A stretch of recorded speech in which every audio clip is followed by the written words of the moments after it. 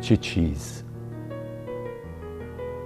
از اشعار زیبا در وصف گلها و ستاره ها بهتر است؟ هر کسی که این حرف ها را بشنود خواهد گفت وصف عشق. چه چیز از آفتاب نیمه روز تابستان زیباست؟ هر عاشقی که این حرف ها را بشنود فوراً خواهد گفت دیدار معشوقه. آره، میدانم که ستاره های آسمانی زیبایند و همچنین میدانم که دیدار معشوقه من از تمام گلها زیباتر است. ولی شعری که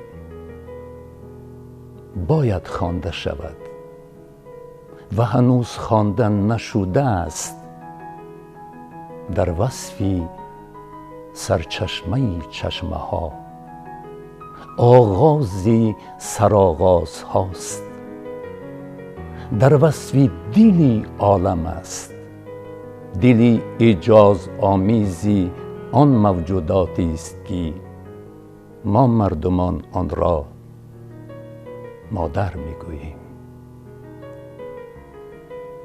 مادر،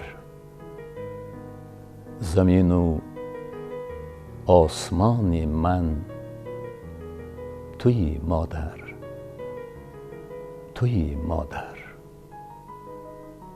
جهان بیکران من توی مادر، توی مادر.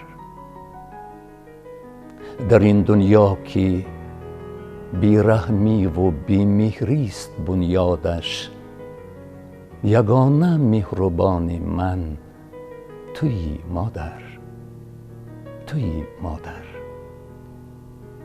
ز رویت نور میبارد بر روی زندگانیم، چراغی دودمان من توی مادر، توی مادر.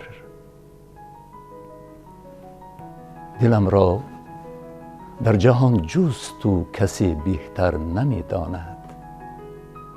بهین همداستان من توی مادر، توی مادر.